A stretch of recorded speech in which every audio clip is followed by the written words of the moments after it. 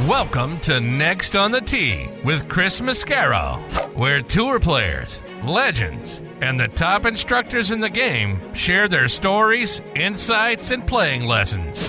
Join Chris every week as he talks with the greats of the game. You are the smartest guy I've spoken to on radio or television in my career.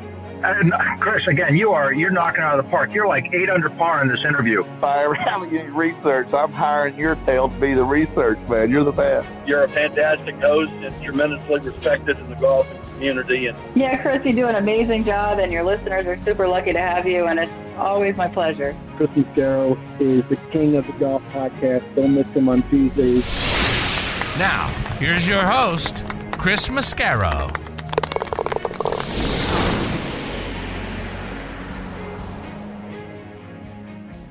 Good evening, folks, and welcome to Next on the Tee. I'm your host, Chris Mascaro, and it's great having you back with me again for this week's show. I really appreciate you allowing the show to be a part of your weekly golf content.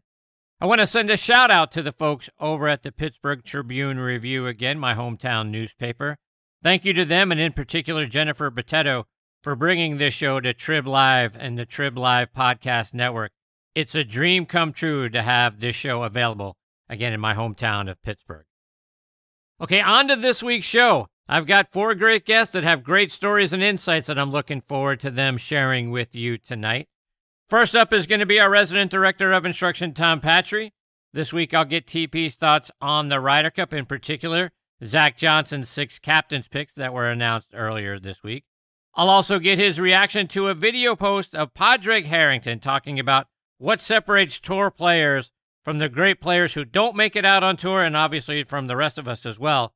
Looking forward to having TP back as part of the show. He's going to join me here in just a few minutes. Following him, I'm going to get a return visit from Manitoba Golf Hall of Famer and one of the most innovative guys in the history of our game, and that's Terry Hashimoto. Terry was a PGA Tour pro for a few years. He later co-founded Bodi Trak Golf. He's now working with a company called Golf Rehab. So he's got so much great information and so many great ways for us to improve our golf swings. I'm really looking forward to getting into the nuts and bolts with Terry when he joins me about 25 minutes from now. Following Terry, I'm going to be joined by 2013 Senior Open champion Mark Wiebe. Also want to get Mark's thoughts on Zach Johnson's picks as well. I'll also get his thoughts on all the craziness that's going on in the PGA Tour with the PGA Tour and the PIF and the potential partnership with those 2 organizations and all the things that could mean to the golf world. Really looking forward to getting Mark's thoughts on that as well. He'll join me a little bit later on in the hour. And then we're going to round out this week's show with a visit from former Florida International University women's golf star and now co-host of the new Golf Nation show, Three Courses, and that's Gabi Powel. If you haven't seen Three Courses yet, go to golfnation.com and check it out. She and her FIU teammate, Hannah Liner, who's going to join me here in a couple weeks as well, they travel to great cities like the one right here in Atlanta, and they ask 3 questions. Where are we playing? What are we eating? And can I get a drink now? So you get to see a great golf course in each city and a lot of the local flair. Looking forward to having Gabi as part of the show. She'll join me about an hour from now. So we're going to have a lot of fun over the next couple of hours. And as always, thank you so much for tuning in and taking the journey with me tonight. I want to start out tonight by reminding you about our friends at the Macklemore, which is a private resort located just south of Chattanooga, high atop Lookout Mountain, Georgia.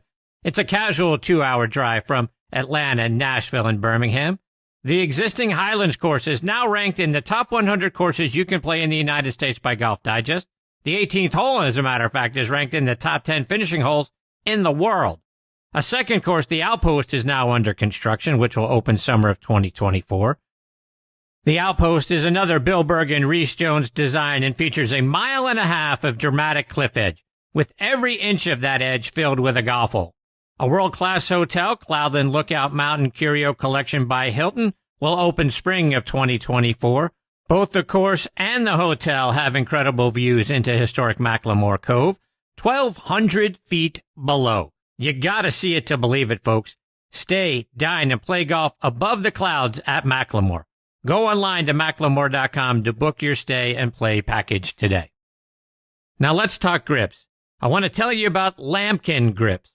Every shot, as you know, has its own unique feel. The trick? Feel comfortable with each one. And comfort is built into the very DNA of Sonar Plus Black Grips. Composed of their Genesis material that provides supreme comfort and durability, with their fingerprint technology, creates a strong connection and unforgettable touch. The game changes from shot to shot. The feel in your hand shouldn't. Lambkin, feel is everything. I also want to remind you about the all-new Stealth 2 driver from TaylorMade. If there's one thing we know golfers want from a driver, it's distance. But there's actually two things we all want. Distance, and let's not forget, forgiveness.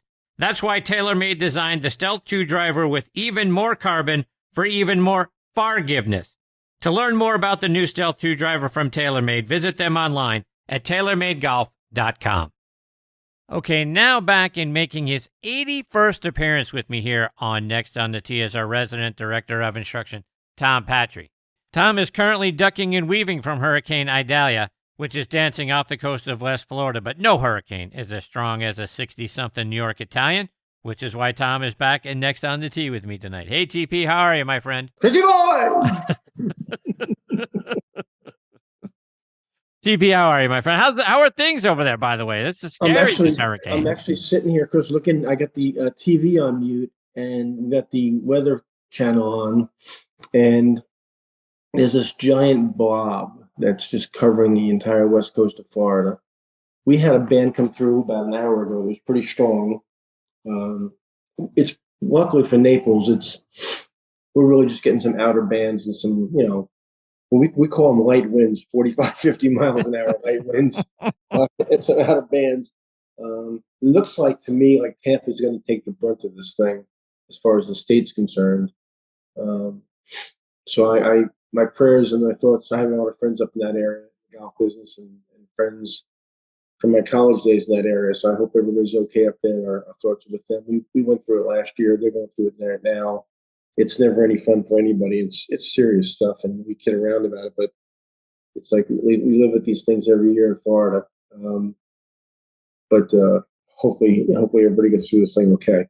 Yeah, absolutely. Our prayers with everybody there on the west coast of Florida, and particularly those that are going to take the brunt of this thing, and really for the folks in your area, because I know that there are still some folks trying to recover from the one last year that are just rebuilding. I hope none of the things that are being rebuilt end up taking damage, because that would just be heartbreaking to think that the folks have been doing the best they can for the last 12 months to rebuild their businesses, their homes, or whatever there along the shoreline, only to have this come back down and knock some stuff down. That would just that's a great point, Chris. There's people in certainly in Fort Myers and in Sanibel Island, that area from last year from Irvine, that don't have a secure roof yet. Have a tarp on a roof or half of a roof down, or haven't even gotten any contractors yet. It's been so slow going for some people that hopefully they don't sustain anything as it passes by Fort Myers. Right. Our prayers go out to all of them and everybody that is along the path of this storm. Thoughts are with you. All right, TP, let's get into the big news of the day, because U.S. Ryder Cup captain Zach Johnson made his captain's picks this morning. For those who aren't aware, the top 6 guys based on points, which are really based on dollars won over the last 2 years, are automatically in. And those guys are Scotty Scheffler, Wyndham Clark, Brian Harman, Patrick Cantlay, Max Homa, and Xander Schauffele. Zach then picked 6 guys that he wanted to be a part of the team, and those were announced this morning. And those 6 are Colin Morikawa, who was 10th in the points standings, Sam Burns, who was 12th, and a guy who won the WGC Match Play event earlier this year, Brooks Koepka, who was 7th in the standings, and who, oh, by the way, won the PGA Championship. And keep in mind that the Ryder Cup is run by the PGA of America, not the PGA Tour. So I'm guessing not only did Brooks belong on this team, in my opinion, but the PGA of America may have whispered in Zach's ear, oh, by the way, it would be good to have our champion on the team. Ricky Fowler was also a captain's pick. He was 13th in the points standings. Jordan Spieth was 8th in the points standings. And then a pick that I'm sure is driving the Twitter world crazy, but that I love, is Justin Thomas. He was in, and he is 15th on the standings. So Zach said of JT, by the way, he's our emotional leader. He has been the heart and soul of Team USA. In my mind, he was born for this, and you just don't leave JT at home. TP, your reaction to all of that? Well, I mean, Chris, I don't envy. I said this last time I was on the show 2 weeks ago. I don't envy Zach Johnson's job to make a choice. I personally didn't like the picks. Guys that I always want to go to the Ryder Cup with the people who have the hottest wand and playing the best golf at that time. So I think the obvious snubs to me were Keegan Bradley and Lucas Glover. Listen, I'm a big Justin Thomas fan. I want to say this right because I'm going to take some heat for this comment, but I'm a big Justin Thomas fan, but he would not have even been on my radar screen right now. And I got to believe that Ricky, Spieth, and Justin, all did the full court press on Zach. We've done this together before. We've got great records together. We bond well together in the room. Keegan is a little bit of an outsider in that deal. I'm sure he got not a lot of points for what he would be in the team room. He's not really part of that crew. And then Lucas being 43 probably, got a little bit of a snub too. So they wouldn't have been my 6 picks. And again, somebody's going to get left out. Somebody who's playing good always gets left out. And you always think, I will say this: if Justin Thomas and Jordan Spieth go to Rome and lay an egg, if I was Zach, I'd go on a long vacation. Maybe Iceland, someplace like that, see the Northern Stars or something. Because you better pray to God that those two knuckleheads really play well over there and do some serious points. Because if they don't, they're going to take some heat, and Zach's going to take some heat, and it's going to come back, to slap him in the face. So I don't wish him bad. Go USA, but I hope they play well. Yeah, I mean, and that's to your point. If they don't play well, or if JT goes out and struggles like he has been, Zach has really put his neck on the line here. And this is, in the sports world today and the social media world today, to your point of you might want to go hide in Iceland. Mm-hmm. You're not going to be able to get away from how bad a choice it was if Justin doesn't play well, if he and Spieth don't pair well together. There's a lot of heat that's going to come from that. Now, look, in defense of JT, and I'm a huge JT fan. I mean, for his career, he's 16-5-3 in the President's Cup and the Ryder Cup combined. So he's got a great track record. He just doesn't have a great record this year, which is why I think people were pointing towards a Lucas Glover, who, like I said earlier in the show, if the PGA Tour had a Player of the Month, he probably would have won it for August with those back-to-back wins. And you talk about the guy with the hot wand, it would be him. And he didn't play that great in the Tour Championship, but he's playing really well right now. So I get the defense of you would have wanted to pick him. But yeah, Zach Johnson has really got a lot on the line, and people have long memories. If you pick your buddies and your buddies don't come through for you, you're going to wear that for a long time. I think the other thing, Chris, is the day of the Ryder Cup being a layup for your U.S. team is long over. We know that. I mean, it used to be kind of a formality that the U.S. team would go wherever they would go, and they would kick their ass. Well, that's not the case anymore. And the team on the other side is talented. And they're on their home turf, and this is turned into not an exhibition. It used to be kind of an exhibition. This is not an exhibition anymore. This is real golf.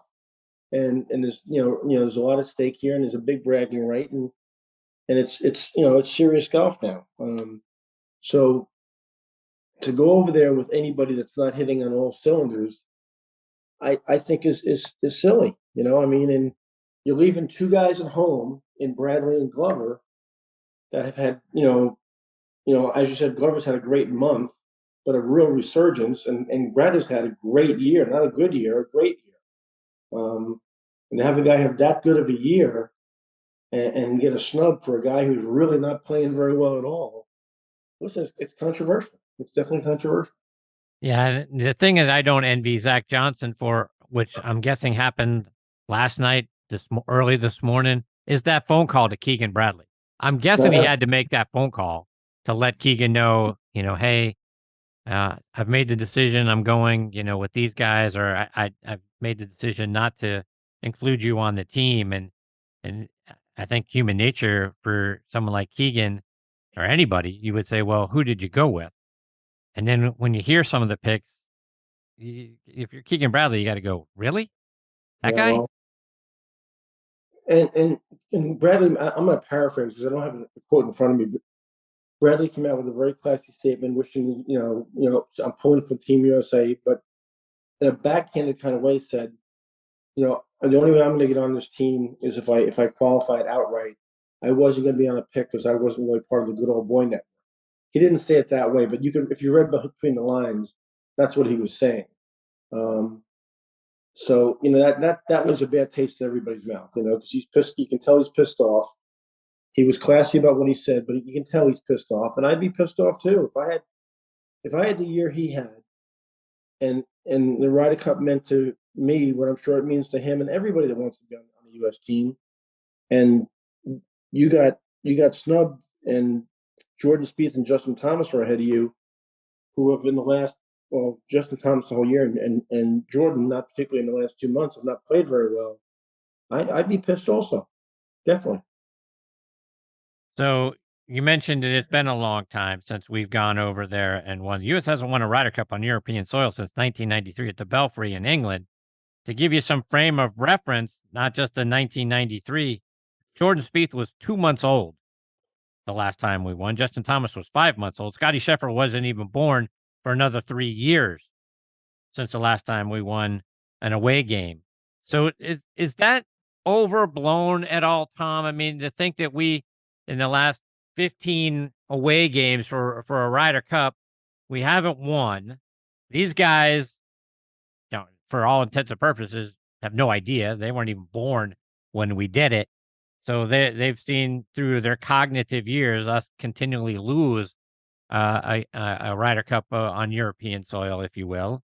So this long losing streak, does it weigh on those guys, or are these guys way too young, weren't even really born, doesn't really matter? Is that overblown, or is that really still a thing that they got to carry with them?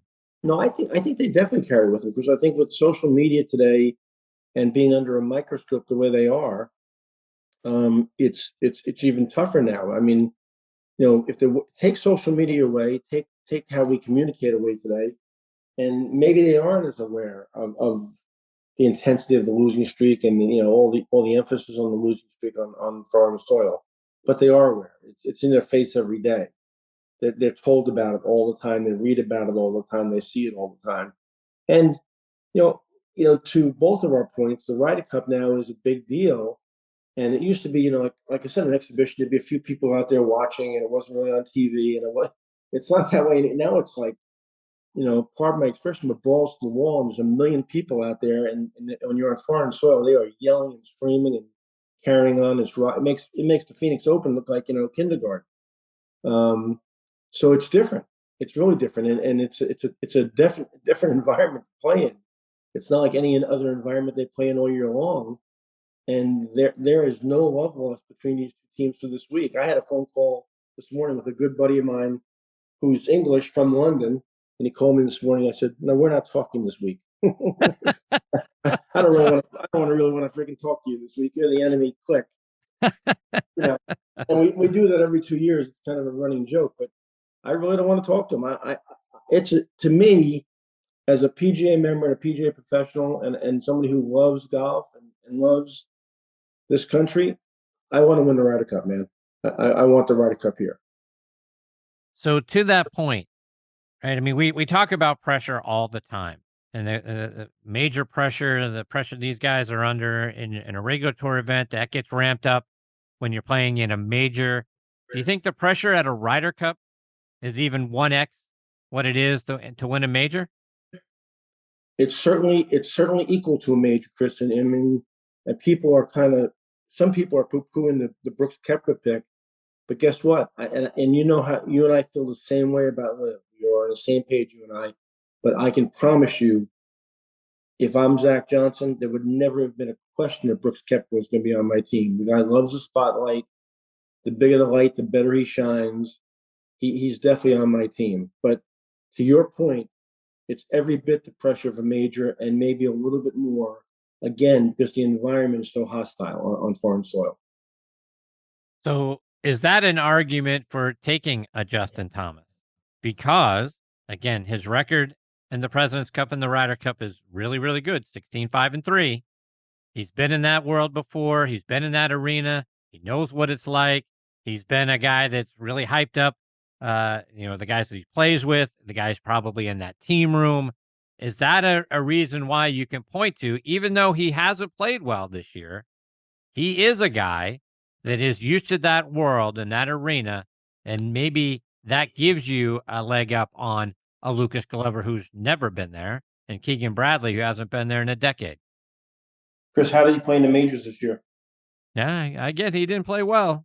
Not only did he not play well, he shit the bed, right? I mean, he played awful, and shot some really bad numbers in the biggest events. He played maybe his worst golf in the biggest events. And then coming down the stretch when he had a chance to right the ship and get into the FedEx Cup and kind of, get things going a little bit at the end, wasn't very pretty either. So I don't see any really good indicators right now. I know he's got a great record in the Ryder Cup. He is a great player. He will play great again, but he's not playing great now. So let me just tell you, Mr. Zach Johnson, you better get down on your hands and knees and pray on your Bible that man goes to Rome and lights it up, because if he doesn't, they're going to light you up. So let's talk about the other angle, which is what I mentioned with Brooks Koepka. Again, PGA of America runs this thing. Justin Thomas has won 2 of those PGA championships, and Brooks won it this year. How much of whispering in the ear of Zach Johnson could there have been? I definitely think there's some of that. I mean, I think that happens every year, and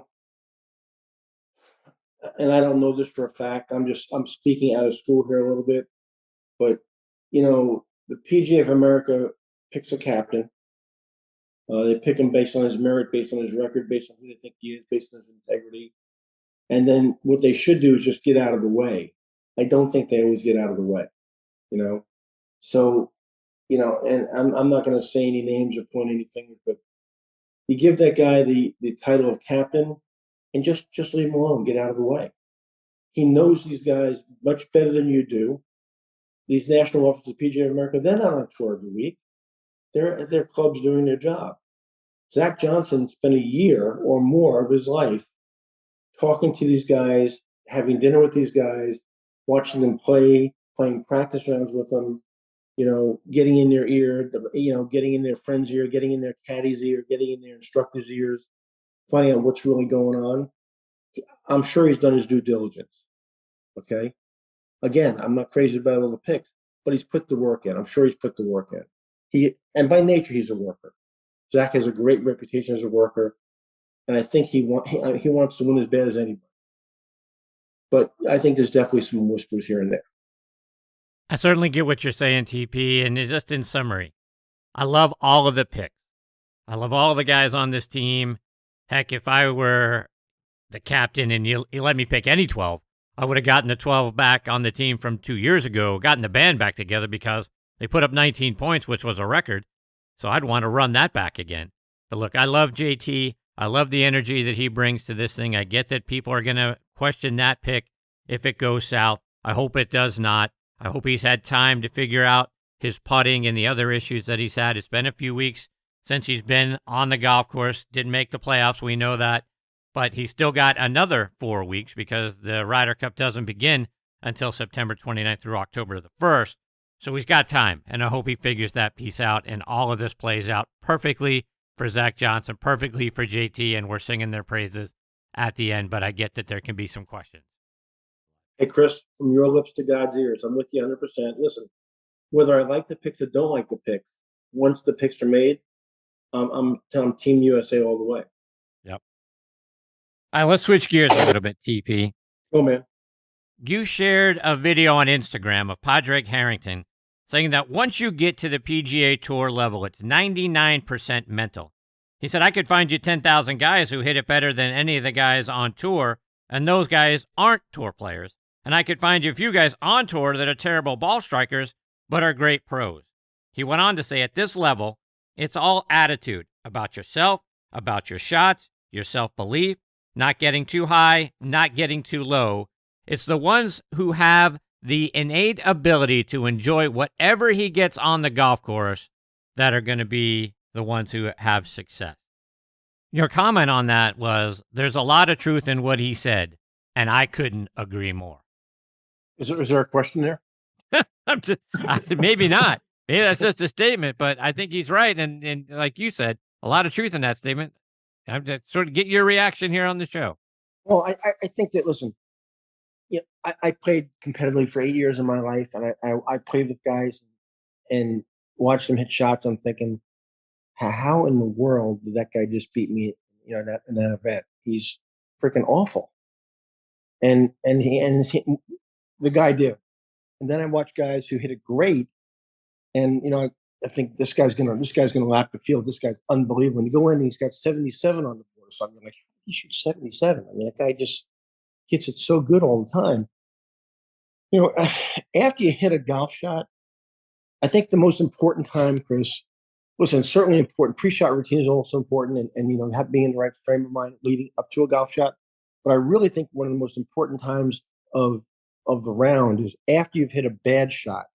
Immediately after you've hit it, your reaction. Is your reaction? Is your tail between your legs? Is your chin still high? Are you saying, "Look, come on, let's go get that up and down," or you're like, "Jesus Christ, I'm terrible." Self-talk is a big thing. Bob Rotell is a dear friend, and he once told me, he said, "Tom, the worst thing that a person can do on the mental side is hear in their own ears their own voice saying that they suck." They hear your own voice tell you that you stink. He says that's the cardinal sin of the mental side, bad self-talk. And I always embrace that. I think he's absolutely right. There's some guys out there. I'm not going to point any fingers out. Really, are not very good ball strikers. Don't look very good doing it. And man, they can golf their golf ball. They can really play. And there's some guys out there you see from year to year that don't stay out there very long. You go, this guy's, he can't miss. This guy's terrific. He can't miss. And he's out there 2 years, he loses his card, you never hear about him again. So there's got to be something to it. I don't think it's 99%, but I think that Patty Harrington video that I posted, I copied, and I sent to you as well. It really struck a chord with me. I'm 64 years old. I'm getting an opportunity to play a little bit of golf again. And I've been away from it for 4 years and played my first event in 4 years about a week ago. And there were more, certainly, I think in the tournament I just played in, first time in 4 years, there were more mental mistakes made than physical mistakes made. Now, the mental mistakes led to physical mistakes, but the cause-effect factor, the cause was how I viewed the golf shot, how I viewed the golf course, how I was strategizing. And it led to a swing error because there was doubt. There was not clarity over every shot, and there's a lot to be said for that. I mean, I think that's something that by playing more tournaments, I'll get back into that again, and I'll get back into that mode again, and I'll make less and less of those mistakes. But that's a real thing. It's a real thing. And I think that was a tremendous post that Patty did, and that's why I copied it and shared it, because I thought it was real value in it. And I agree 100% with everything you just said. I think the part of the statement where he says, it's the one who has the innate ability to enjoy whatever he gets on the golf course that's going to, ultimately succeed. And we go back to Ben Hogan, the most important shot in golf is the next one, right? So to your point about not getting down on yourself, not giving all that self-talk, look, we're all going to hit bad shots in the course of our round. Even the best players hit bad shots. But it's what you do from that point on, like you mentioned a moment ago, that's going to determine what you're going to post at the end of the round. Mm-hmm. If you're kicking yourself and you're down on yourself and you're telling how terrible a golfer I am and I can't believe and all of that sort of thing, even if the ball lands in the trees, okay, let's go hit it, right? How can I recover from here? What's my opportunity to make 4 or 5 from here? Let me go try to pull off that shot and to be excited about trying to pull off that shot. And I think that's where a lot of us fall down is, oh, well, I'm in the trees. Oh, I'm not going to get out. I'm probably going to chunk it. I'm going to, it's going to hit this tree. And now I'm going to make 8. And the next thing you know, you make 8. So I think we get what we expect from ourselves. And I think there's just so much negative self-talk in our game that it does. I think he's right. I think, I don't think it's 99%, but I think it's by and away the majority of the things is based on how we react when whatever we did with the shot, how we react about it and how we go about doing the next one.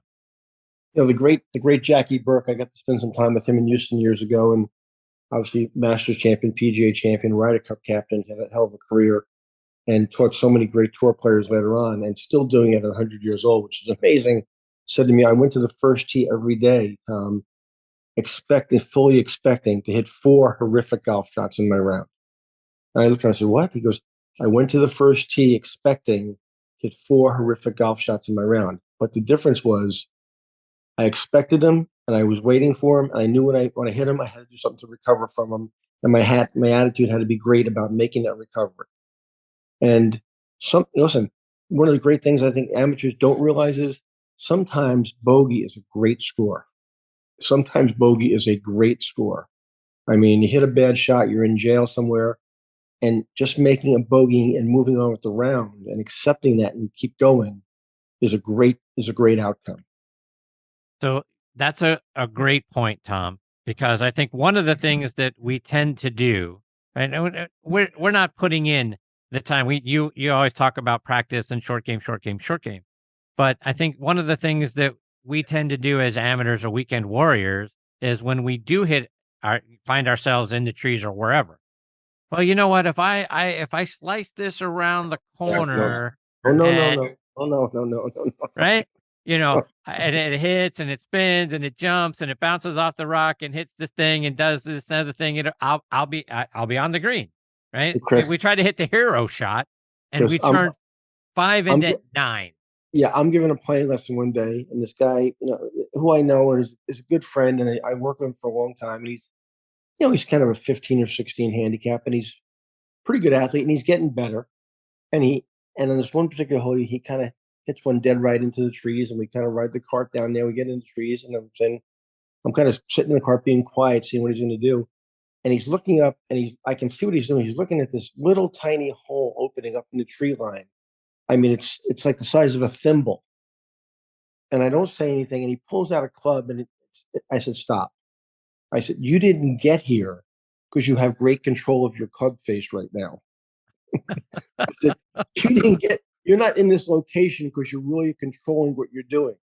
And you're looking at that opening up there in the trees that's about the size of a thimble. Why don't you turn sideways and hit that ball and just pitch it out in the middle of the fairway, and let's go on from there. And he said, but I said, I don't care what you think. Chip it out to the left over there. It was a par 5. Chip it out to the left over there, and let's go on.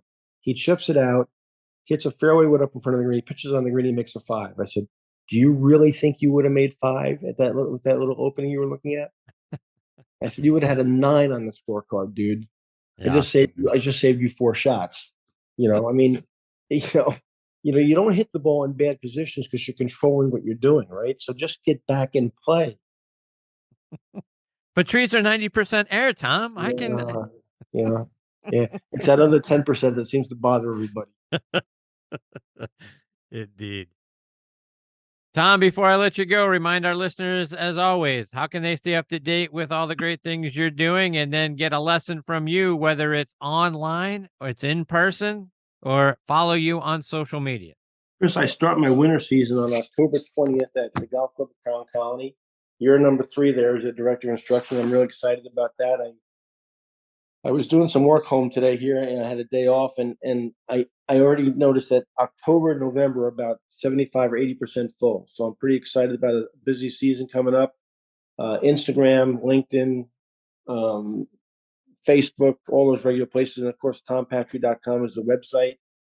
And Chris, I haven't got any film from you in a while, any V1 film. So you're on the hook for that. You're behind schedule. I heard you talking about, your putting. you need help with everything, Chris. So let's get some film in, okay, please. Thanks for putting that out there. Of course I do. Jesus God, buddy. I Chris, listen, appreciate before I go to bed, because you haven't past my bedtime, okay? And the rain is it's pouring outside again here, pouring. I thank you for having me on 81 times. 81 is a lucky number, Chris. 1981 was the NCAA. 1981 was the Richardson Amateur Memorial. 81 was 2 college victories besides that NCAA. So 81 is a good number for me. So this is a great show for us. And I so appreciate you having me on, and you're doing a hell of a job. And all of us out here love you and appreciate what you do. I appreciate you saying that.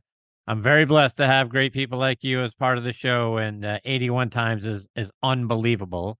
But yeah, 81 is a lucky number in the Tom Patri history, so I'm glad we got to share it. Thanks, pal. Take care, my friend. We'll catch up soon. Thanks, buddy. See you, Tom. That is the great Tom Patri. Patri is the spelling of his last name, tompatri.com, at Tom Patri Golf on Instagram. He is just one of the all-time greats in the golf business. You get to hear why every other week, and we are so blessed to have him 81 times as a part of this show. I can't thank him enough. He's meant a tremendous amount to me over my time doing this show, particularly over the last 5 or 6 years, whatever it's been, that I've been privileged to have him every other week as part of the show and our resident director of instruction. A finer man you will not find than Tom Patri. Very blessed to have him. Can't wait to catch up with him again in a couple of weeks. Okay, coming up next is going to be one of the most inspirational and innovative guys in the history of our game, and that is Terry Hashimoto.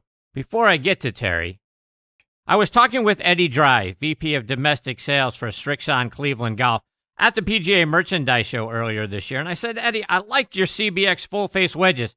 How can they help an average player like me play better? Here's what he had to say.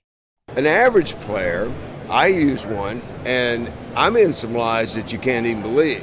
And I need all the help I can get. And the face is bigger, and the grooves go all the way up and all the way out to the toe. So if you hit it on the toe, you miss it, bam, there's a groove. So I like that. So I carry a 58. There you have it, folks. Try the new CBX full-face wedges from Cleveland Golf. I want to tell you about something else I saw at the PGA Merchandise Show, and that's me and my golf. And how does a 45-day free trial to Arco sound? Well, me and my golf have partnered with Arcos and are offering 14 free sensors and a 45-day free trial to Arcos Caddy when you purchase any training aid on shop.meandmygolf.com. This is a limited time offer, so don't miss out. Again, go online to shop.meandmygolf.com. With many years in the business, menswear brand Construct has finally launched its green golf collection, sustainably produced using renewable solar energy and recycled fabrics. Hit your best shot in their performance-enhancing polos, quarter zips, and bottoms. Made with 4-way stretch, quick dry, and UV 50-plus protection.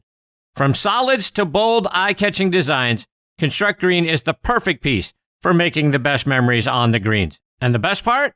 You can head to construct.com, and that's CONXSTRUCT.com, and use code Chris for 20% off the green collection today.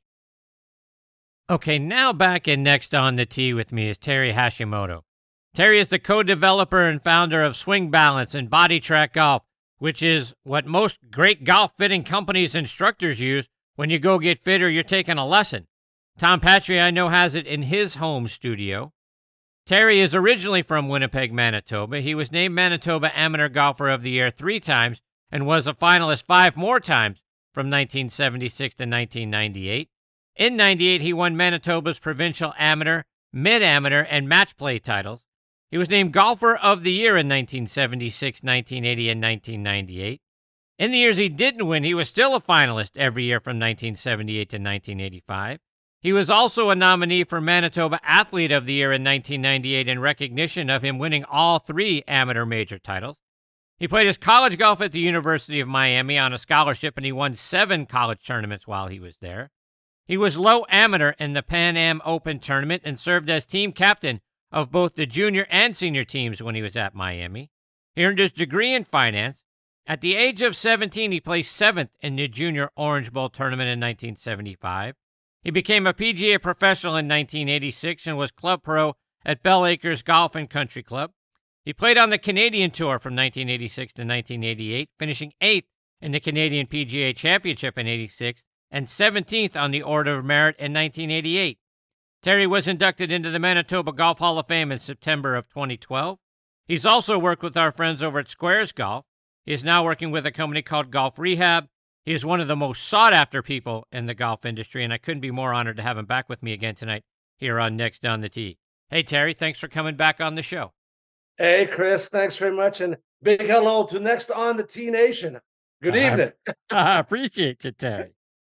So, Terry, you're one of the busiest guys probably in the history of the golf industry. I know you've got a lot of projects that you're currently working on. Like I say, you're with Golf Rehab now doing some great things. Catch us up. What's been going on with you? Well, I sold the Swing Balance AI to an investment group down in San Antonio last year, almost a year to the month. And they are in the process of taking that and making it global for AI shot fitting using low to no pressure patterns that we can capture on the Bodi Trak pressure mat. And so that was exciting. And then simultaneously, I've been working on a project called Golf Rehab. And it's not about rehabbing the golfer when they're injured. It's about rehabbing the way you train so that when you train properly, you're actually finding the correct positions and developing the proper pressure patterns so that you can optimize your game when you're training. And we're looking for alternative use of sim times because, as you know, golf simulators have just exploded in the world all over, really. And Terry, I know you say it's not really about health, but one of the things that I've heard you say and the things that I've read about Golf Rehab is the ability to recover from a concussion. And one of the things that's good for that is walking on uneven surfaces. And what's a better uneven surface for people to go out and walk on than a golf course? Talk about that. Well, I mean, we were in the concussion business when we were developing Bodi Trak, and it was called Head Health. As I'm sure many of your viewers are aware, concussion business isn't very good because a whole bunch of reasons. Number one, the team doesn't really want to know. The players don't really want to know. The coaches don't want to know. And the liability issue is very real. And you know, the coaches will tell their players, I mean, they won't say this publicly, but you know what? If you don't get up, there's another guy behind you to take your job. And we looked at it. We can actually measure your balance with the pressure mat. It's called the CTS-IB test, the clinical test of sensory interaction of balance. It's very quick, takes about 30 seconds, and we can actually accurately measure your total sway in all three directions, X, Y, and Z, and we can give you a great, so we can make strong recommendations whether you should go back onto the field of play and or stay off. And it was a frustrating, it was a very frustrating scenario of trying to get that initiated into both the NFL, the National Hockey League, regional, local sports teams, and so on and so forth. It's just not really there. But having said all that, in our dealings with neurologists, and they'd ask me, you know, they say, well, you don't have any street cred, but you're here. What's your thoughts on concussions? And I said, well, look, to me, the number one way to recover from any concussion is the proprioception from walking on uneven surfaces. And the last time I checked, that's called a golf course. And, you know, it's amazing that how many hockey players that I've known over my years in Canada and the United States, all they do in the off season is play golf. And you just know those guys are concussed. I mean, there's no way you can go a season in the National Hockey League or in the NFL and not be concussed to some degree, you know, hopefully not too bad where you can't even walk. But walking on uneven surfaces is one of them, in my opinion. And the neurologists actually agreed. They said, yeah, that's brilliant. You know, that actually makes sense. Terry, switching gears a little bit, and I've had many of your peers, many of the top instructors in our game on the show, and I've heard a lot of swing theories, a lot of swing mechanic thoughts. And I heard you say something recently that really blew my mind, and that is what initiates the backswing is your lead toe. Help me with that. Well, in the old days, I think Hogan had it right. He broke it down to 5 moving parts: hands, arms, shoulders, hips, and legs. And he suggested that the hands pull the arms pull the shoulders pull the hips, and the hips pull the legs. So hands back and legs down for the downswing. So hands pull the arms pull the shoulders pull the hips, and hips pull the legs. That makes sense. That, in my opinion, was the beginning of the kinematic sequence. And what we did is but Hogan didn't have the tools, right? Like he didn't have the tools that we could use to measure objective data. And when we started using Bodi Trak, I mean, the one thing I really, it disturbs me is when, if I ask a golfer, how do you initiate your backswing? And the overwhelming majority of the people that I've asked that question to don't have a clue. They might say, well, I move my legs, I move my head, I move my hips. They don't know what they're doing. But would you ever get into a car and just put it in drive before you started it? Can't do it. It won't work. You got to press on the brake, start the engine. Power goes from the battery to the starter turns the crankshaft up and down, blah, blah, blah, blah, blah. But you start the car before you put it in drive. So how do you initiate your backswing? So in Hogan's day, it was the hands, and nowadays we can research that. And I did do all that work.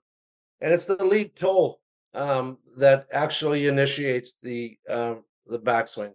And that allows you to isolate an area of your body that you can focus in on. It almost becomes like a psychological trigger.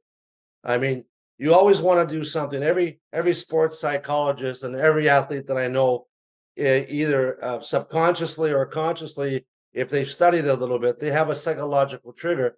And in this case, it's a physiological trigger, which actually initiates your backswing, which is basically the pressure in your lead toe moving to your trail heel. So yeah, I'm trying to visualize that. Like even when my own swing, when I heard that, I'm like, do I press down with my big toe or anything before I start? But I guess if I were standing on, if anybody was standing on a Bodi Trak, right, we would see increased pressure there in the lead toe before the hands initiate the backswing. Is that kind of a visual? That is 100% accurate, Chris. And Hogan had happy feet.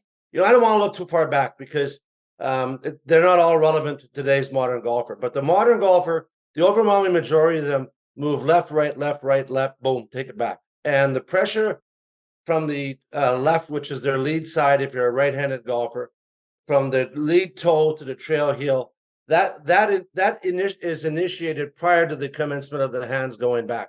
But what's really interesting, the modern golfer, I call it the 5 fundamentals of modern golf. In terms of pressure mapping, the 5 modern principles of pressure mapping are simple. Great golfers set up a little bit stronger on the lead side, 55, 60, depending on where they're from. If they're from Texas or the UK where it's windy, they may even set up 65, 70. The very first thing we noticed, which was different than anything we had ever seen, was that when your lead arm is parallel to the ground on the way back, which is around P3, for a good player, the pressure is already beginning to move forward. So let's not confuse the top of the swing with pressure mapping, which when a good player takes the club back, almost immediately the pressure is moving forward. How much pressure they get to the trail side depends on the length of the club, 55, 60 for a wedge, for example, with the driver all the way up to 80, 90.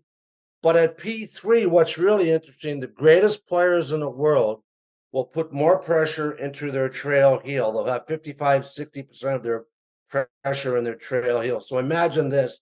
Pressure goes back to the trail side. When their lead arm is parallel on the way back, they're pressing more into their trail heel. And that's what initiates the pressure to move to the lead side. Now, that's interesting because the toes are the braking mechanism of your foot. The heels are the acceleration portion of your foot. And your ankles are the shock absorber and propulsion system of your foot. So this all began to make sense. I mean, God gave you 10 toes for a reason, and they're there for stability and braking. But if you're accelerating through your braking mechanism, which are the toes, the number one pressure flaw in golf is too much pressure in the toes. That's when you're coming over the top, you're getting into the toes. Old guys like me don't get pressure to the lead side fast enough. And young guys back up prior to impact. Those are the 3 top pressure flaws in golf. And with Golf Rehab, we address them all in your training programs. So let's break down some of the things you just said.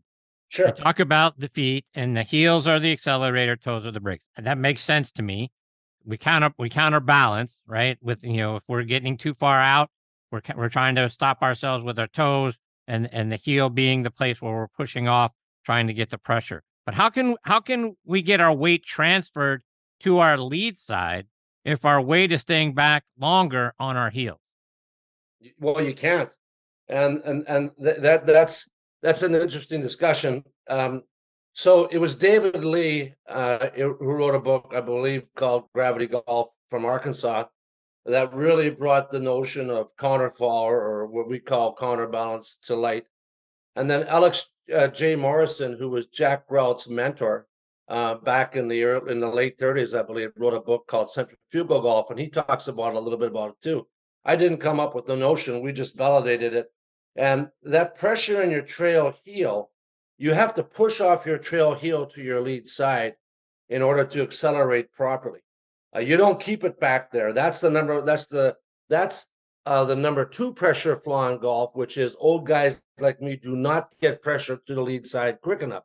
Now, Chris, the number 1 way to gain distance and low point ball control is to get pressure to the lead side early and have the strength and stability to keep it there. And I could say that, if I had 100 beers in me, because we've studied it so carefully, and it's absolutely a truism. I've learned over the years not to say anything that we can't validate. And every single major tour player that every single tour player that we've ever seen that won a major, and or just a regular tour player that's doing really well and won tournaments, they all get pressure to the lead side in and around P3. And for the audience that don't know the position numbers, P3 is when the lead arm is parallel to the ground in and around on the way back during your backswing. So that's how fast they're getting pressure. Now, Chris, a short story right to the point. I was doing a seminar down in Miami about 7 years ago, and this fella had just before me had posted up a picture of 6 or 7 golfers, how the tops of their swing all looked different. And true enough, they did. So I was the next speaker, so I was scrambling to pull up the pressure traces of 4 of the guys of the 6 or 7 that he had up there, and I was able to put it together quick enough. And I said, they all look different at the top, but their pressure pattern, and in particular, the pressure going forward in around P3, was consistent in all the players that I happen to have the traces that he was showing in a slide earlier to my being on the presentation. So, your physiology determines how your swing looks. You can be like me and your swing can look really bad, but if you have a good trace, you're optimal for you. So that's I'm really trying to kind of piece this together in my own swing, because if my weight is more on my lead foot at P3, and I've heard you say, by the time, for most good players, by the time your hands reach the top of your backswing, the majority of the weight is on your lead foot. For me, it's on my trail foot. So that's because you're in my category, which is you're not getting pressure to the lead side quick enough. But let's not confuse weight with pressure.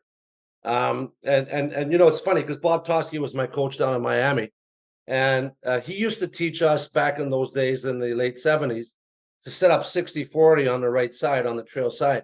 So, when he was around 89, 90, we were down in St. Andrews having breakfast with him, and we went to his range with Scott Harding, and I set up Bob on the pressure mat. He set up 60-40 on the lead side, and I Bob, so I won't tell you what he said. You can imagine what he said, and but he hit it great. And let's not confuse weight, because I don't want to confuse the audiences, but your center of mass, which is basically your weight, is in and around your belly button. You can stand still and tap your feet left, right, and you'll see the pressure moving side to side.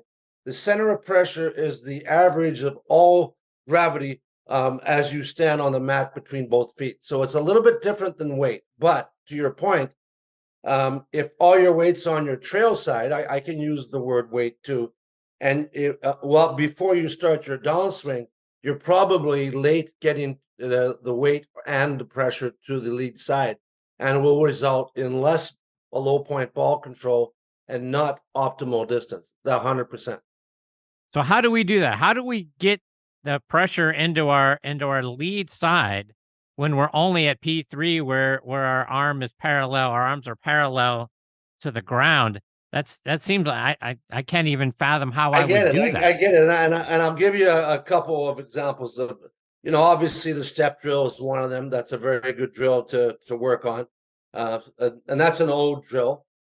Another one is, we call it squish to bug, where you just really press hard on your lead foot as soon as you take the club back. But the one drill that's really consistently worked well for us, and we've done this hundreds of times, if not thousands of times, we really get the golfer to lift their trail toe off the ground and hit a few balls with their toe off the ground. They're going to have trouble with this. What they're going to do is they're going to immediately on the way down they're going to put their trail toe down, but literally lift your trail toe off the ground and try hitting a few shots. Now, David Lee was a gentleman that I really respected, and he had some incredibly crazy drills.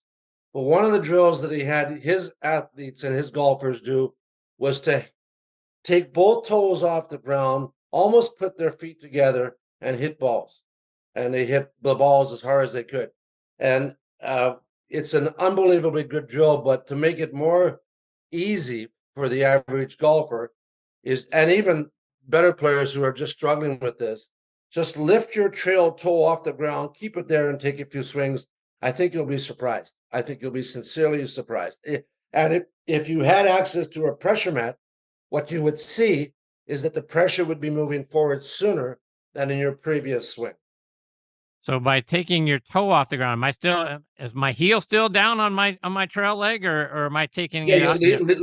Leave that trail heel down for the entire length of the swing, because now what I've done, Chris, is I've removed the braking mechanism on your trail side. So now I've taken the brakes away from your right foot if you're a right-handed golfer, your left foot if you're a left-handed golfer. We call that the back foot. We call it the trail side, as you know. So I'm taking the brake all away from the athlete, from the golfer, so that they have to press into their trail heel. Now, what's interesting, Chris, and I did this the first time we saw this was with Gary Halbert down at Calusa Pines, down in Naples, near where Tom is. And he was really struggling. He was going way too deep into his trail heel. He was like at P3, he was like 80, 90% to his trail heel. And what happens is that touring pros when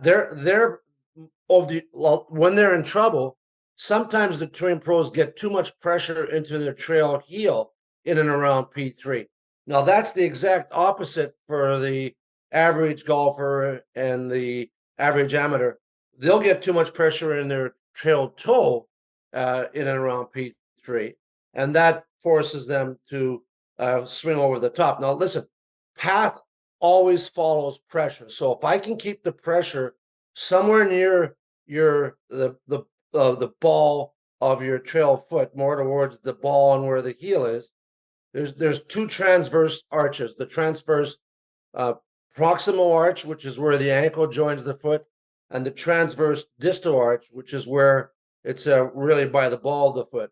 And if you can keep the pressure in that area with your toes just slightly off the ground, you will accelerate quicker to the lead side. And we've proven that with science over the last 11, 12 years. So, Terry, for those of us that are north of 50, or someone like my father who's about to turn 80, you mentioned, we're not getting that weight transferred. We're not getting that pressure transferred into our lead foot quick enough. How can we do a better job of that? And is that, as you talk about that drill with keeping the toes off the ground, is that good for everybody, whether you're 50, 80, or 20? It's exceptional drill, period. But yes, that's good for everybody. And by the way, our market is exactly that, 45 to 75. I'm 65. I'm coming up on 66 in March next year. And I had a tremendous distance loss over the last couple of years, but I've gotten it all back. And we're working with training programs, regardless of your age. golf, like I don't play a lot of golf anymore. I've only played maybe 118 and maybe 2 9s this year, but I hit balls every day. I train for literally 2.5 hours, sometimes 3 hours a day, inside, and then I go outside to hit a few shots just to make sure that I'm still hitting it to a proper target. But my distance has gone up significantly. I'm hitting my 7-iron. My goal is 180. My 6-iron one, I'm hitting about 175. My goal is 185. I'm carrying my driver an honest 265 to 280. My goal is, a little higher than that. But I'm using all the tools that we've developed. Speed training is super, regardless of your age. You might not be, but you got to do it right. Like we use super speed. We use the SAC system. We use Mach 3. We use Jeff Donnis's tools, the Rotex Motion, Tsunami bars. We use it all. And but we've learned through science how to use those tools in a way that's a little different. We call it Need for Speed, the N4S. We want to be the AMG of speed training, and speed training can be done regardless of your age. Terry, I mean, everything now is about speed, club head speed, ball speed, those sorts of things. By doing what we've just talked through, and you're talking about trying to gain more distance, is that all sort of interconnected? If I can keep my, the pressure the way we've talked about doing, right, and we can keep from going over the top, early release, that's my problem. Tom Patri will tell you, that's my problem. I've got an early release problem, which is all around, keeping my butt still. But is all of that stuff connected? If I do the things that we've just talked through and work through those drills, is the natural output of that going to end up being more club head speed? Yes, but I'm going to talk to you about that. So club head speed to me is not as relevant as ball speed and smash factor. I mean, we are I can show you tons of examples. In fact, I just recently posted where a higher club head speed doesn't always result in more yardage. You have to focus in on doing the drills correctly. Now, listen, I'm adamant about this because to the extent I'm not trying to create an argument, but we're not bringing any new golfers in really as much as we are trying to hold on to the status quo. We think that golf is such a complex series of motions that anybody who's struggling from any issue, any vestibular issue, any balance issue, you should do a speed training program with us. Learn how to move, learn how to use your feet in the proper manner so that you can have you can walk better, you can have better balance, and you'll get stronger in your range of motions with your hands, your wrist, your elbows, your shoulders, your hips, your knees, and your feet and ankles. And we've brought in MDs, PhDs to understand this on a more anatomical and physiological basis, so we can also begin to share this with physical therapists, occupational therapists, medical practitioners, and the likes. But speed training is old as golf is. I mean, guys would always use a weighted club, for example. But if you're doing it all on your toes, you're probably not benefiting from it. And yes, to answer your question specifically, if you follow the protocols that we've established through pressure mapping, your father, you, and I will all gain distance. Everybody will, and because path always follows pressure, and if you're in the right pressure pattern, your path is going to be basically either linear or inside from the inside path, and that's what is going to give you a better smash factor and stronger and better contact consistently. So let me ask you a little offshoot of this, because as you've talked about tonight, we can go back all the way to Sam Snead. He talked about how you build the golf swing from the ground up. You develop Bodi Trak with that same sort of notion. Our mutual friend, Bob Winskowitz at Squares, developed those shoes with that same sort of philosophy. I know you worked with Bob for a while. Talk about, do the Square shoes, in fact, help us generate more speed? No question. And in fact, it was Sam Snead when he was playing Colonial that it's hard to find the video of it. He talks about when he's struggling with his golf game, he takes off his shoes and he curls up his feet and hits the balls. And the cool thing about Bob Winskowitz shoes, the Square shoes, is that they give you a lot of room in your toe area so that your toes are freed up to do what they need to do, which is to really not put any pressure on the toe area. When your toes are crunched in because of the toe area of the shoe is kind of arched, you really have no option but to your toes are curled down into the ground like a eagle pouncing on a fish. And in reality, when you see that eagle lift off, if they miss the fish, their claws are neutral or pointing up, and that's what you want. You want that freedom in your toes. We did a lot of research with Bob shoes. It was right during COVID, and we had nothing to do. So we didn't know what was going to happen. No one did. So we took on the job basically gratis initially, and we were blown away. Like, we were seeing results. Like, we saw the center of pressure in the shoe standing at rest move up to 2 to 3 inches more towards the heel of the foot than any other shoe that we compared it against. And that, Chris, was made us a believer, because we had known for years that if we can get the pressure more towards the heel of the foot at address, we have a better chance for better counterbalance. We have a better chance for acceleration to the lead side. And we've done our tests. The square shoes are for real. Terry, before I let you go, remind our listeners again, how can we stay up to date with all the great things you're working on, whether we're following you online or it's on social media? I would follow me on Instagram, Terry Hashimoto, or Facebook, because we are about to launch some unbelievable things. We're integrating inertial measuring units to Bodi Trak. We're building biofeedback systems for pressure mapping systems. Our training programs are going to be crazy. And like I said, Chris, we are the AMG of speed training. And just follow Terry Hashimoto on Instagram, Facebook, Twitter, and LinkedIn, because we're going to give people updates as to where they'll be able to go for these speed training specific programs. And I just got to say how thrilled I am to be on the T Nation. Chris, I wanted to be on the show for a long time. Thank you very much for letting me be here.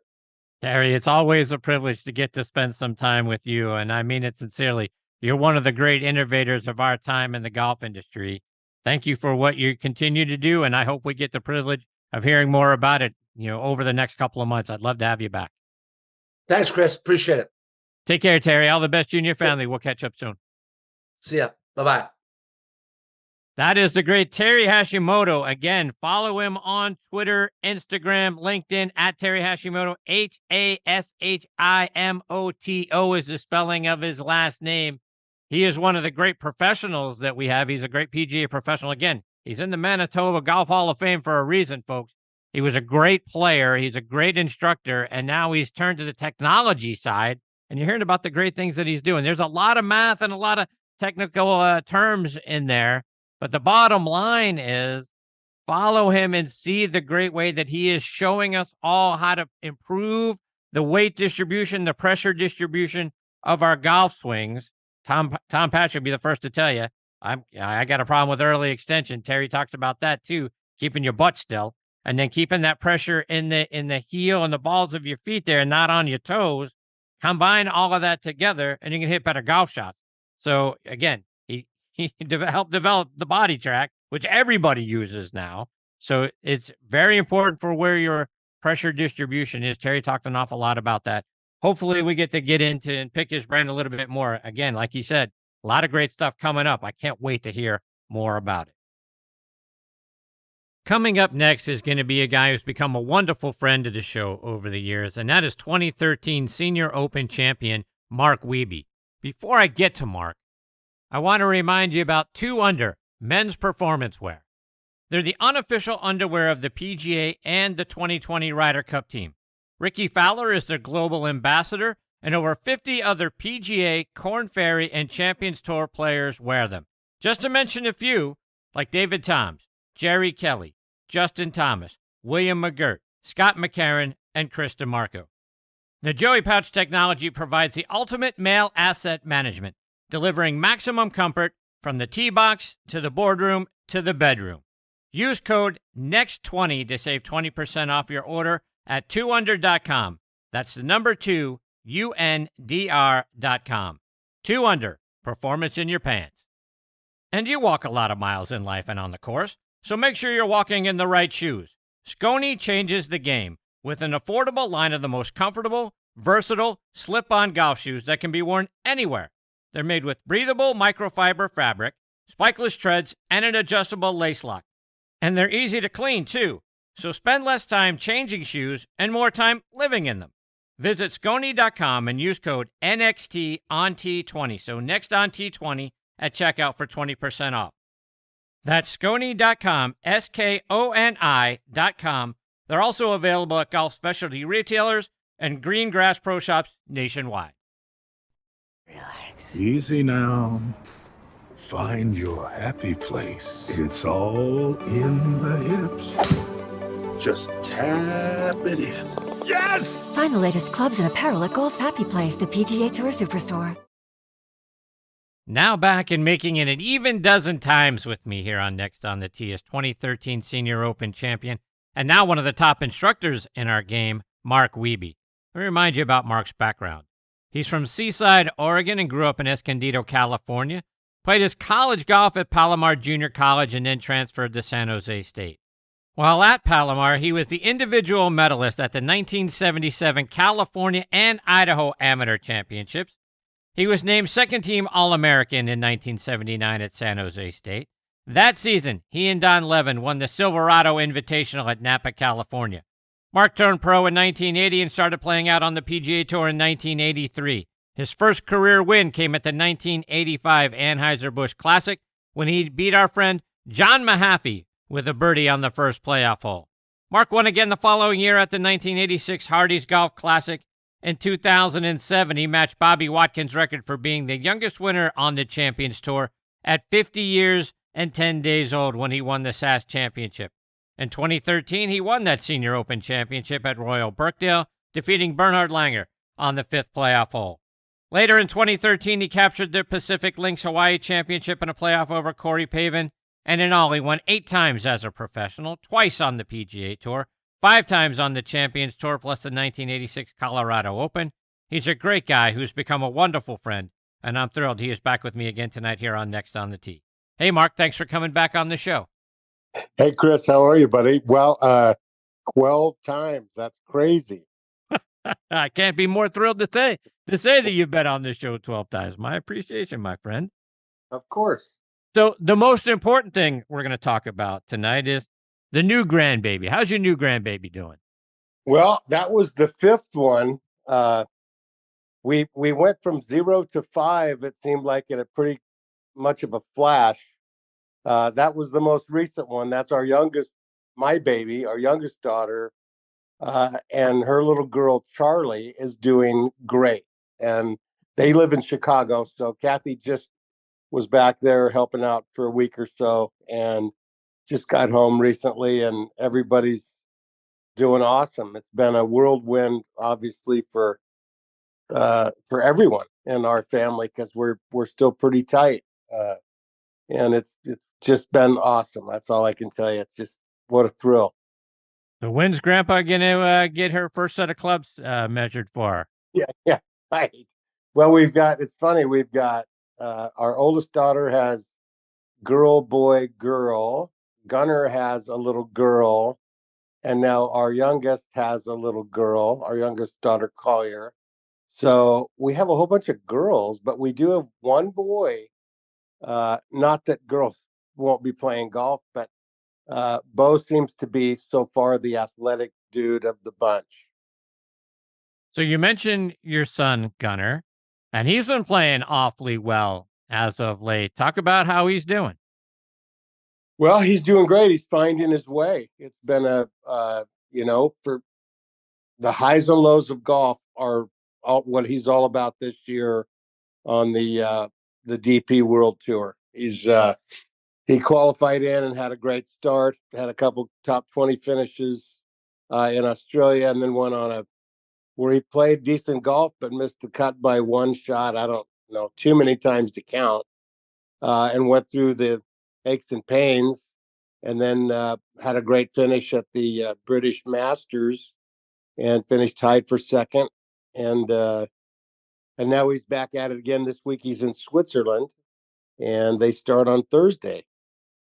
So he's doing great. He's, like I said, he doesn't know any of these courses. So when I say he's finding his way, he's really finding his way.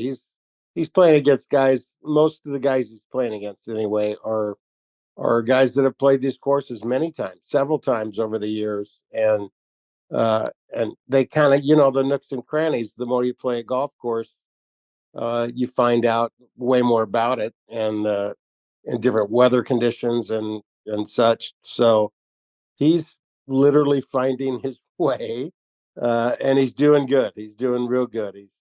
We've been actually this morning. I was up early, and we were texting back and forth. He's sending me some videos, and I'm kind of looking at the videos, and we're talking about how his swing looks and positions and everything. So, but he's doing great. Yeah, thanks for asking. Bet.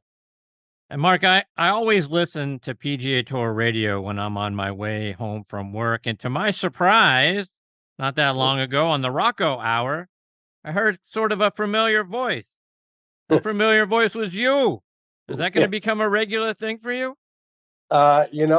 Nobody's asked me. I don't really know how to go about that.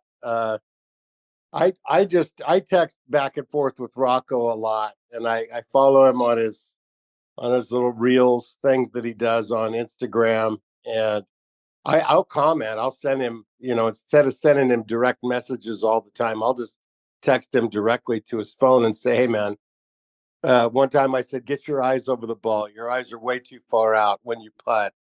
You're beyond the ball. And then he, so we have a little banter back and forth, but in our little banter back and forth, he said, hey, will you come on the show? And I said, sure. So he said, will you do the whole hour? And I said, sure, whatever, man. He said, we need to talk stories and stuff. So it was we go back in time a little bit. He's on the younger side of my particular generation, but we're in that era together. So that was fun. I would love to pursue that. I'm not sure quite how to do that yet, but I know that my manager is looking into that even as we speak. So. Well, that's awesome because you would be great at it. Well, you're nice. Thank you for that. I don't know about that, but I could probably try to learn how to do it. So I'm sure you'd be great. Well, thanks, buddy. Mark, I want to get your thoughts. Obviously, the big news in golf today was Zach Johnson's captain's picks for the Ryder Cup. What are your thoughts on him picking Koepka, Morikawa, Fowler, Spieth, Burns, and Justin Thomas? Well, first of all, I don't envy his situation. What a tough decision that had to be for Zach, or not. It would be for me. I just that's a tough one because you have guys that, not too long ago that wasn't at the top 10 that were exempt, and you had two picks. Yeah. Yeah. So I would have a hard time with all of a sudden having 6 picks and all of a sudden not giving the consideration to 7, 8, 9, and 10, or maybe he did give him consideration. I felt bad for whoever finished in that top 12 that didn't get to be on the team. That's a tough one. You play all year and you grind and you grind and then you grind till you think you've grinded all you can grind, and then you go some more. And that doesn't mean you always get what you want. You don't always finish in the top 12, but that's hard. That's a hard one. I felt really bad for Keegan Bradley. I really felt bad for him.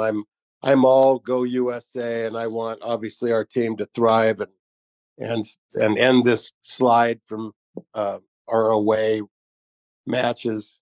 But I got to tell you, my heart went out for Keegan Bradley, just because he's expressed how much he wants that and how well he's played over the last 2 years, and with 2 wins, and even went as long as he could and as far as he could.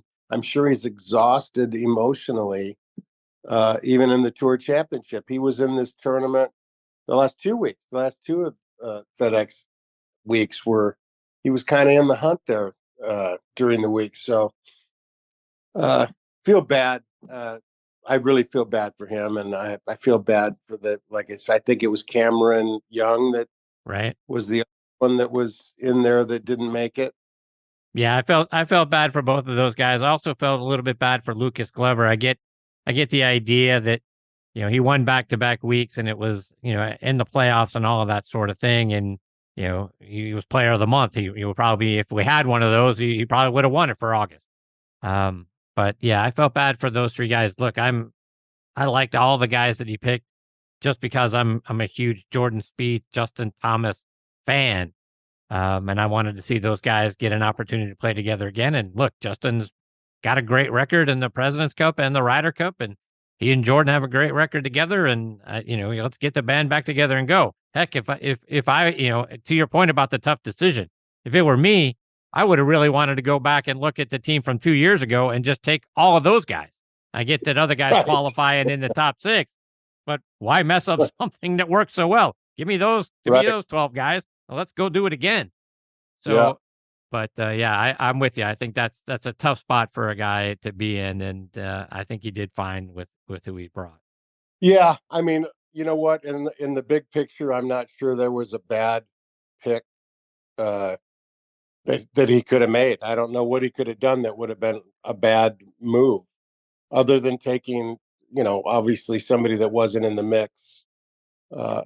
But out of the players, all the players that were in the mix, and that includes the Live Tour and the PGA Tour and whoever else was good enough to be considered. That's I don't think there was a bad selection there. I think we have a killer team. Obviously, it's awesome, and I hope it's good enough. Yeah, me too.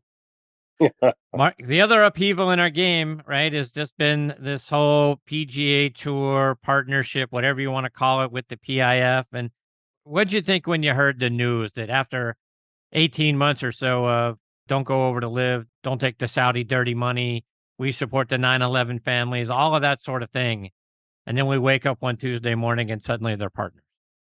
Yeah, I'm not a fan of the way this whole thing went down. I can't even believe it's legal, actually, for our commissioner to make a call like that. Just, I mean, okay, maybe it wasn't overnight, but it sure seemed like it was overnight. And after all the running around and bad mouthing, and then all of a sudden your partners, I question all of that. Now, I will tell you, I watched the Live and I watched the tour because I like watching golf. So I don't have any animosity about anybody doing whatever they want to do in their own lives. And if players want to go to the Live, then awesome. That's good for you. Way to go. And if players don't, way to go. Good for you. It's doesn't really affect each other like the sometimes the media makes it out to be, that it's you've really let people down and stuff. And I'm thinking, what have they done to let anybody down? But anyway, that's another subject. I don't know. I mean, if Brooks Koepka is one of the best players on the planet and has been for I don't know how many years now, and plays probably is one of the best players under the lights than anybody since Tiger. I mean, he loves the action, and the bigger the better. So I just want to, like I said, I want to field the best team. I'm a little disappointed with all this, the way this all shook out. To be honest, I wish it wouldn't have, but here we are, and I don't know what's going to happen. It all sounds fishy to I think everybody. All we're doing is waiting and seeing. I'm no longer a player, so I don't really have a voice, but I am a member, and I do have feelings about it. And I just want I think the best players to be able to play wherever they want. Personally, that's just my personal opinion about it. But I'm probably with you and everyone else. We were all a little bit shocked the way that shook out, like an overnight handshake. It just seemed, like I said, something smells a little fishy.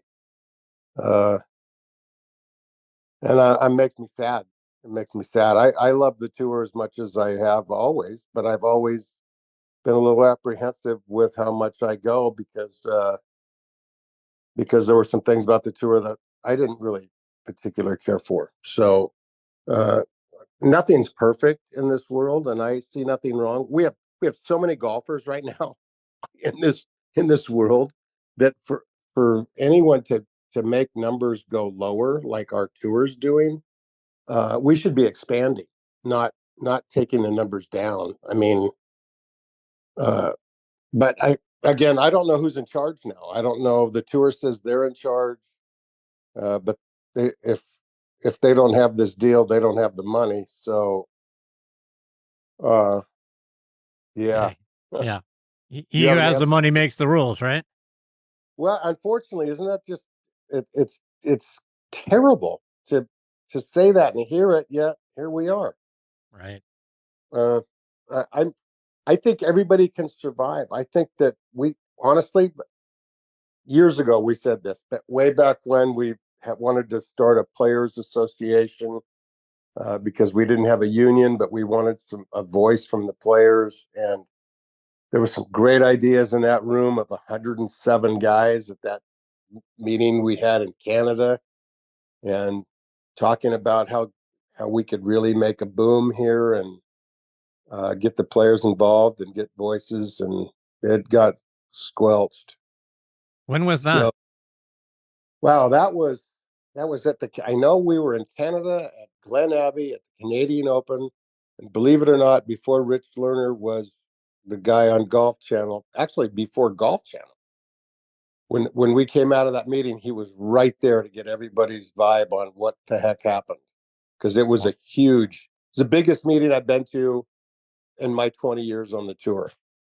It was voluntary, and guys came with facts and figures, and it was a big deal. I mean, it was a huge deal. And Was that because at the time you guys were kind of concerned that you didn't have a large enough voice in what was going on tour? yes, we did. Actually, we had zero voice, but we kept being told that we had plenty of voice, but yet our voice went on the wayside. It wasn't really heard. So we have this board that we never got to see any. They said the players voted on the board. We never got to see any of the votes. Certain guys kept. Davis Love had 5 consecutive terms. Nothing against Davis. I'm just thinking maybe we could have had somebody else in there with more ideas, newer, better, or maybe the same. Who knows? But we didn't. I questioned a lot of things, and it really made me back up a little bit. And although believe me, I love the tour. Love the tour.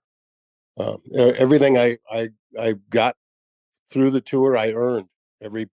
Making tour school, paying money, doing everything. You earn everything you do unless you're getting exemptions and stuff. And I wasn't that. So I like the tour because I did earn everything I got, everything I did. I was and now you see the tour and how much money there is in television and everything else. And I'm just thinking, well, we could have 5 tours. I mean, tennis has different tournaments going on at the same time around the world. And point values most of the time are the same. And we're in a weird area of skewing our point systems towards the guys that already have the points. So I'm anxious to see what happens. I sure hope it works out. I mean, like I said, I have a son that has aspirations of someday playing the tour. So I want this to work out for him too, and every other young golfer. I want everybody to have a fair go at it and a fair shot. And the tour is dictated by our top stars, but that's not just the tour. The tour is 200 and some guys they've given cards to. So the tour is a big number of players, and I think it's probably scared the tour a little bit because all of a sudden, if the players did have a voice, it might overrule some of the decisions made. Who knows, really? In hindsight, looking back, You it's think hard to things will say that. change now that Tiger is involved? Well, I think there's a ways to go, but my God, how can Tiger being on the board be a bad thing?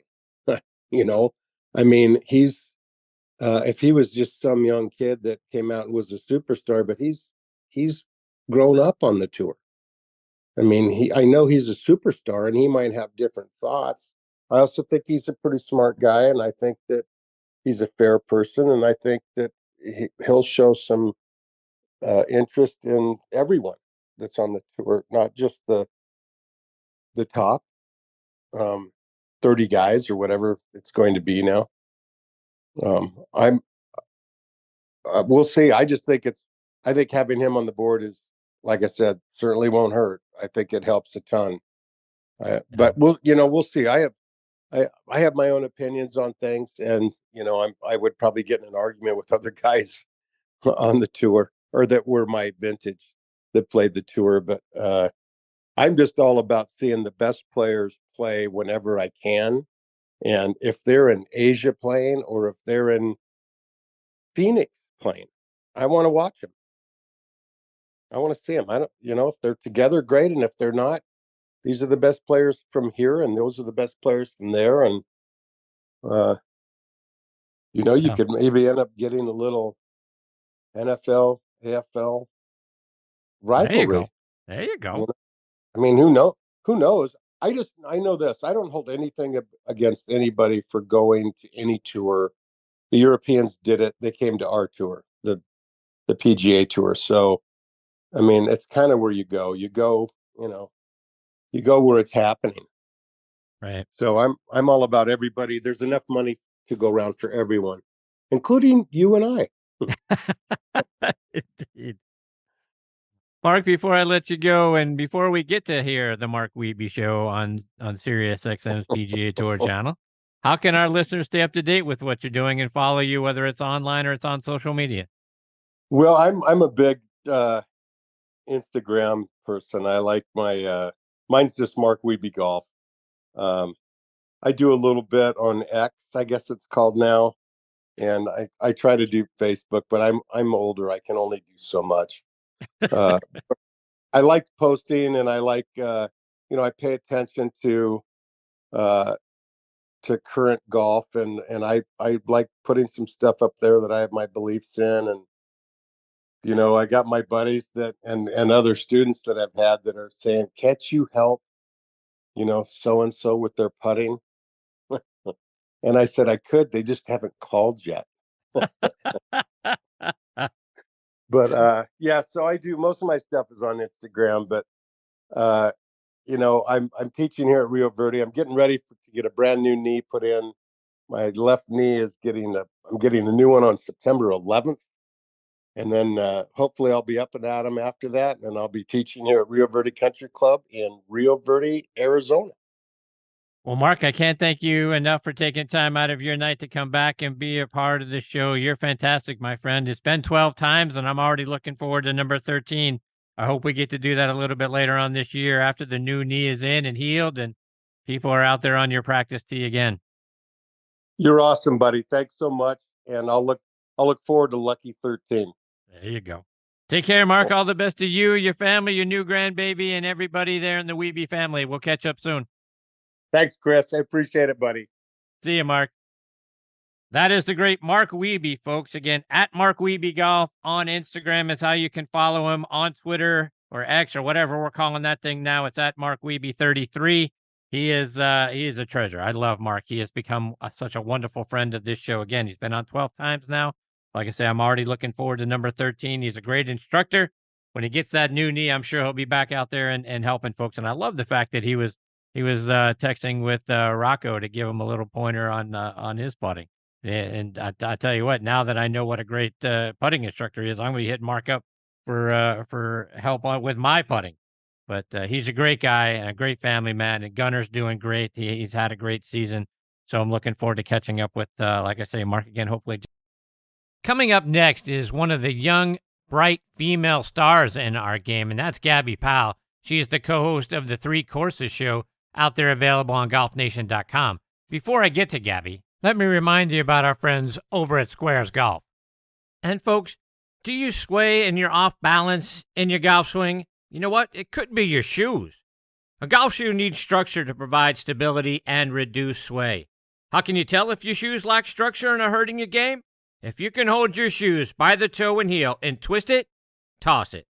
Squares was designed for the perfect balance of structure and comfort. Isn't it time you tried Squares? Try the new Speedbolt at squares.com. That's SQAIRZ.com.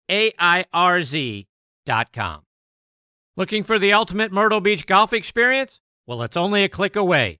Check out the two-play special at two of America's most awarded public golf courses, Caledonia Golf and Fish Club and True Blue Golf Club. They are low country masterpieces featuring two iconic Mike Strantz designs. Play these two incredible courses for one great price. Visit CaledoniaGolfandFishClub.com to learn more about the two-play special and book your tee time today. Again, that's CaledoniaGolfandFishClub.com. Okay, now next on the tee with me is Gabi Powel.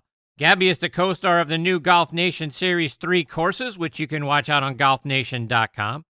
She and her co-host Hannah Liner, who will join me here in a couple of weeks, they've done 3 episodes so far, including one right here in Atlanta, along with episodes in Phoenix and San Diego. Prior to joining Golf Nation, Gabi played her college golf at Florida International University from 2017 to 2021. There, her average score every year improved. She majored in marketing. She had several top 10 finishes while she was there playing in college. Plus, in the South Florida PGA Junior Tournament, she was practically a weekly top 10 finisher. She also is a long drive specialist, where she's hammered drives over 360 yards.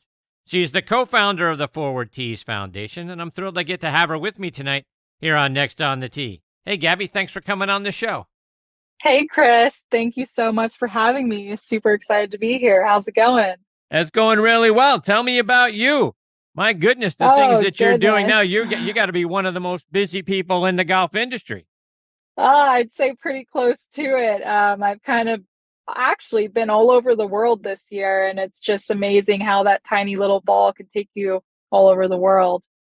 Let's go back. I want to start at the beginning with you. I'm always interested to hear the story because you are such an accomplished player. When did you first start playing the game, and who was the first person to put a club in your hand?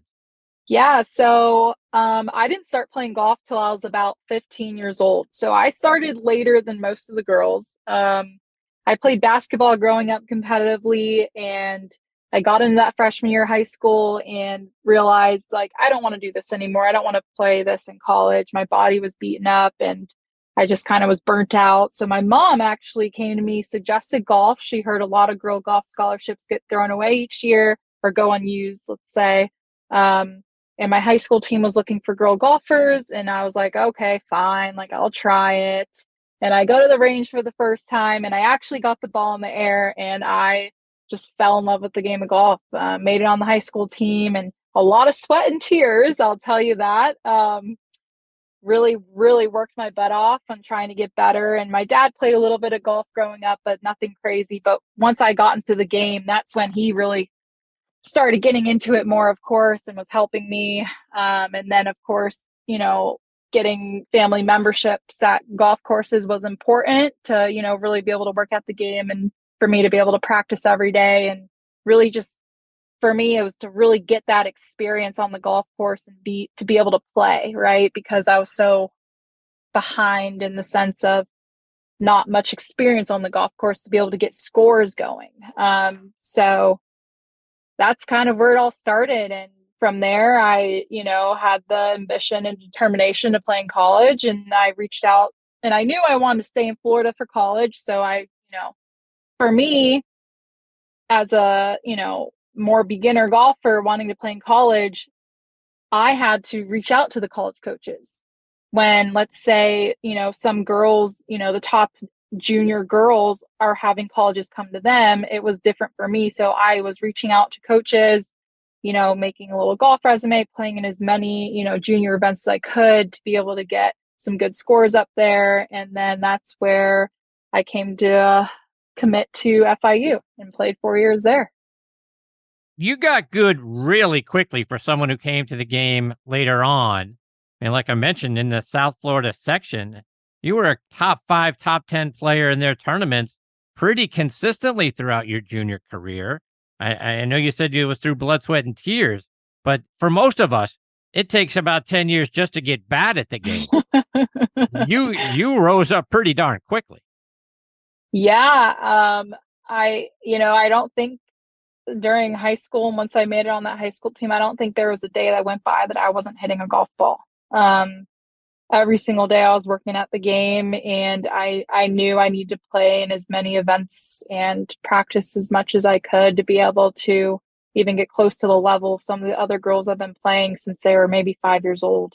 That's,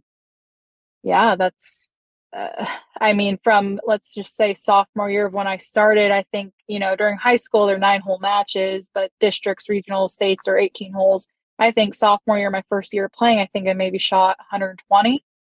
And then to senior year, I think I shot 76. So it was, I'm telling you, it was a grind for sure.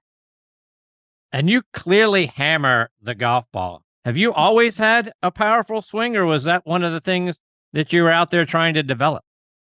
Yes. I've always been technically a long hitter. And I think actually that's why initially the FIU golf coach came out to watch me, because he didn't really believe that I, could hit the ball 260 with the driver. So I've kind of always been a long hitter, like especially in tournament play, especially with the irons. And then, going into the long drive story, that's something, different. We can get into that, if you want. But yeah, I've always been considered a long hitter in golf. I guess it's just maybe the jumps from basketball that got me there. So when did the realization hit you? You know what? I can hit the ball an awfully long way. Let me go ahead and give this long drive thing a chance. Yeah, so I actually had a couple friends, some of the guys that were in long drive, and it never really came to my mind to try and do it. But I actually had Anthony Livingston, who's on the senior division of World Long Drive, reach out to me last April to come out to the Hope Sound event, which is in my hometown, to come out and do social media for the event, because he wanted some more, eyeballs on the event here in Hope Sound. And I said, hey, no problem. Would love to.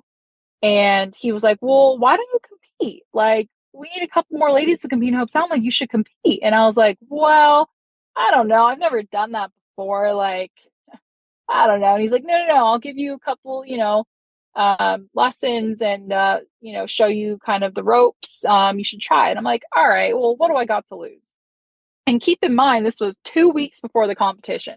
So I was like, all right, let's do this. So go out. He teaches me kind of how to swing longer, swing harder, and kind of like using a longer shaft and be able to get that feel. And I go out to the event in Hope Sound, and I wasn't even nervous. I think it was more the adrenaline was just pumping. Okay. So I go out to my first set, I get up on the tee box, barely could tee up the first ball because I was shaking so bad with all the adrenaline.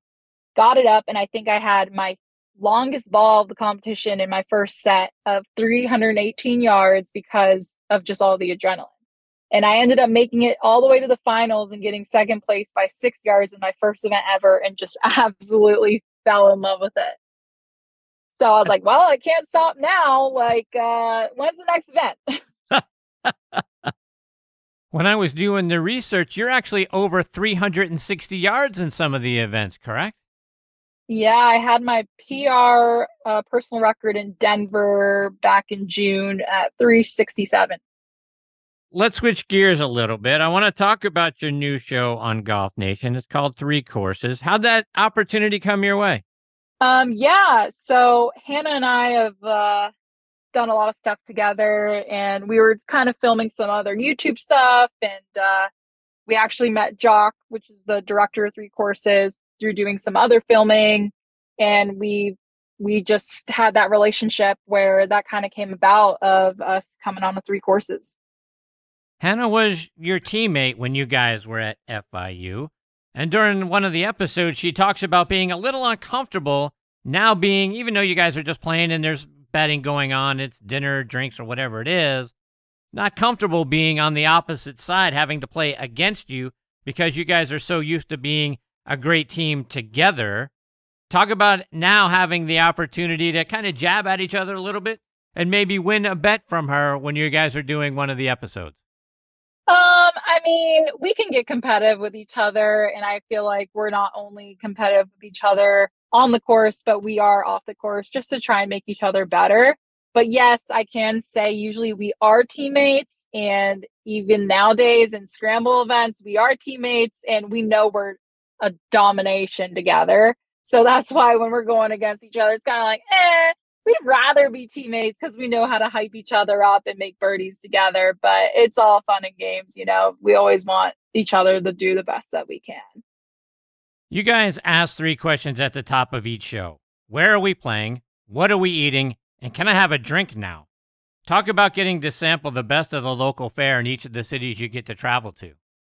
Oh, yes. It was absolutely amazing to be able to, you know, obviously when you go to a new city or new place, you want to be able to try new places, right? It's like if you're in a new city, you don't really want to go to Olive Garden. You know what I mean? No shame, like no hate to Olive Garden, but like you want to try something new, something exciting. So yeah, being in Arizona, Phoenix, or Atlanta and San Diego, like it was just so awesome to be able to kind of see even the scenery of in the different towns and the, you know, differences, and just have a new taste of flavor in each town. Yeah, so as you mentioned, the 3rd episode was filmed here in Atlanta. I'm in Atlanta. You got to go out and be at the Bobby Jones golf course, only a few years old here in Atlanta after they went through the redesign. But what'd you think of the Bobby Jones course when you guys got to go out there and play it? Oh, it was awesome. I mean, I love the reversible 9 setup.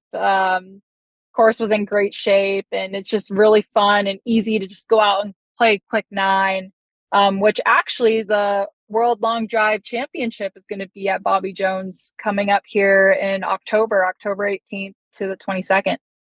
When you two were out there in San Diego for the 2nd episode, you visited a 70-year-old golf course called Goat Hill Golf Club. And as was said in the show, it's the most chill course in San Diego because no dress code, dogs are allowed on the golf course. What'd you think of Goat Hill? Yeah, I mean, I love the chill vibe type of courses. It just makes you feel more at home, more relaxed, be able to go out there, have some fun. And, you know, I mean, it's definitely a different vibe than going to, you know, maybe a private country club. You get to just relax, have a couple drinks, meet some other people. It's just super relaxed, really close to the beach out there. The weather was awesome. Like it couldn't have been better out there. It actually looked like it was kind of cold. I thought I saw at one scene that Hannah had like a blanket on her. It seemed like it may have not been the traditional, it's 75 and sunny here in San Diego. It was a little chilly, but hey, it's definitely a nice change, especially when, you know, where I'm from in Florida, you're always sweating out the golf course. So it was definitely a nice change. You've had those 3 episodes drop so far. Are you allowed to give us a glimpse into what cities you might be visiting in upcoming episodes? No, not yet. I guess you're just going to have to stay tuned and see. All right, that's fair. As you've mentioned some long drive events coming up, talk about what's on the horizon for you. I just finished out in Kingsport, Tennessee, which was one of the first of the 3 major championships, basically, for long drive. Next is in Oceanside, San Diego, October 1st, I believe. So currently preparing for that. And then World Championships at actually Bobby Jones in Atlanta, October 18th. Outside of the long drive events and the things that you're doing with 3 courses there on Golf Nation, do you have other things going on, other things that may be going on in the Golf Nation platform or outside of it?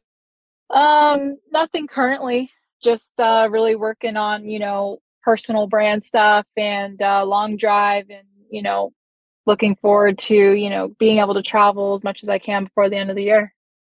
Gabi, before I let you go, let our listeners know, how can they stay up to date with all the great things you're doing, whether it's following you online, it's on Golf Nation, or over social media? Yep.